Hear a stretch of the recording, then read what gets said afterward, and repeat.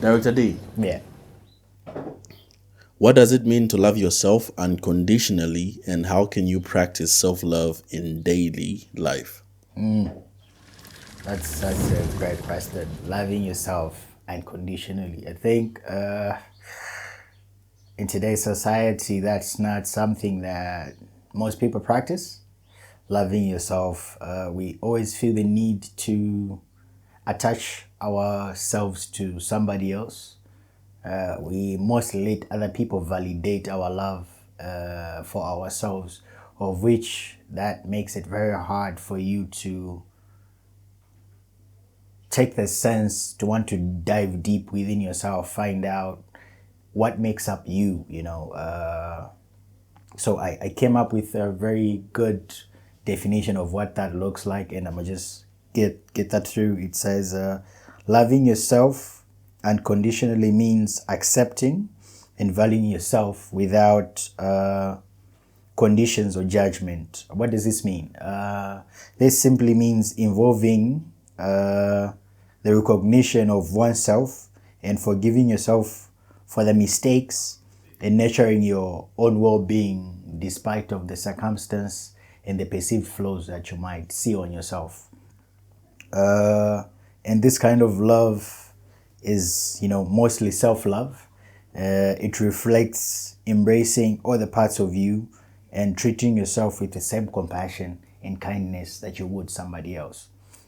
Just like I earlier alluded, is most times self-love, we look at that of where often at the times we would rather treat somebody else better with love and compassion than we would exercise the same love and compassion for ourselves. Why is that? It's mostly because most of us beat ourselves up because maybe the upbringing that we might have gone through might have not given us the luxury of practicing self-love. I think in our previous podcast we earlier alluded some of the reasons why we tend to behave the way we behave. It's because most of that stems from our bringing, our childhood. Growing up, maybe you were neglected or you're not shown that much love. That tend to stem from that. Even as you grow up an adult, you mostly might find yourself seeking validation in places where you're supposed to be. But I think just like we picked this topic in today's podcast, is just trying to highlight the fact that number one, self-love is very important. Then we ought to know how to practice that kind of love and compassion for ourselves. Practicing that in a daily life. I think the first thing I would highlight in practicing self-love is positive self-talk. Many times we do self-criticism a lot on ourselves, and we don't take compassion in giving ourselves positive thoughts, positive criticism, positive affirmation that helps us go through our daily life. So the first thing you can do is practice self-talk. Second one is self-care. Self-care simply means prioritizing activities that nourish your body, your mind, and your spirit. And this might be, others love to meditate, others love to take walks, others love to exercise, go to the gym. Some of us foodies, shout outs, we love to eat, so take yourself on a date. It's sad, I think I'll highlight this mostly on men.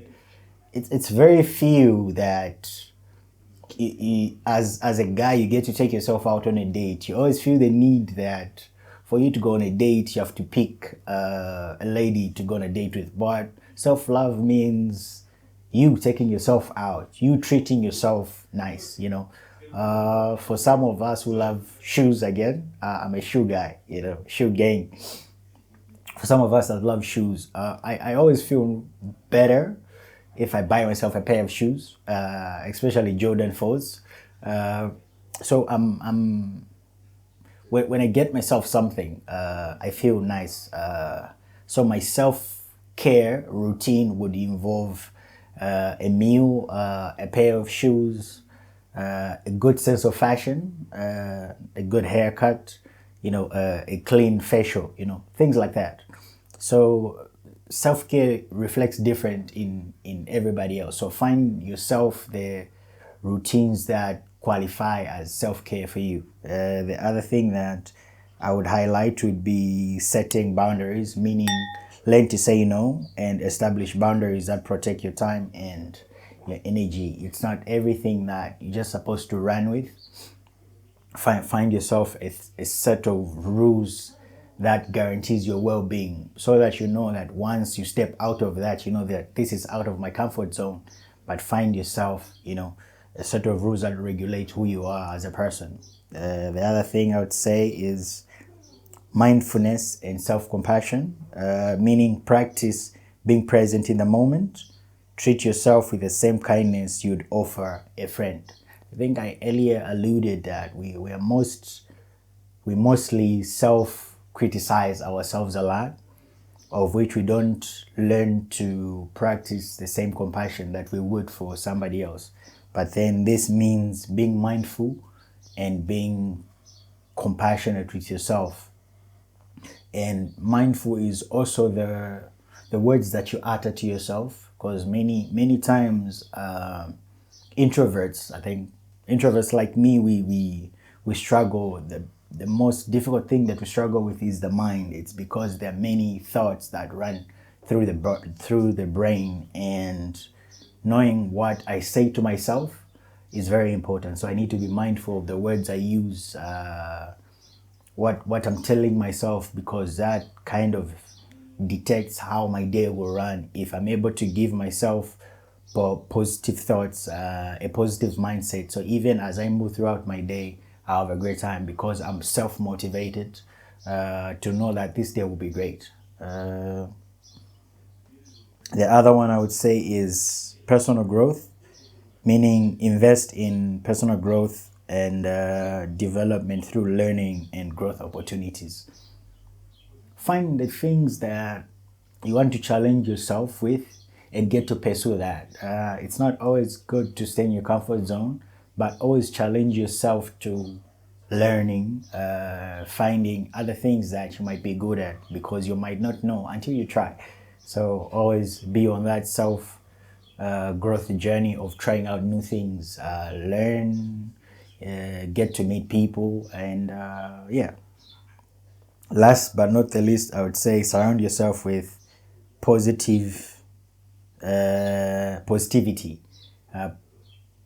Find yourself a group of people that will help your personal growth, meaning they help you with affirmations that even in your most difficult day that you're struggling, they'll be able to give you positive affirmations that will help you get out of the struggling phase that you might be in, where they tell you you can do this, we got your back. Find yourself a group of people and celebrate your achievements.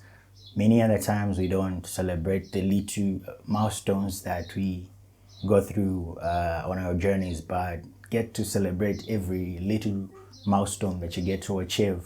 When you wait for the big milestones, it might take a while to get them, and then you might forego the little achievements that you've achieved. So I think those are some of the practices that you can practice daily for the self-love that I just earlier mentioned.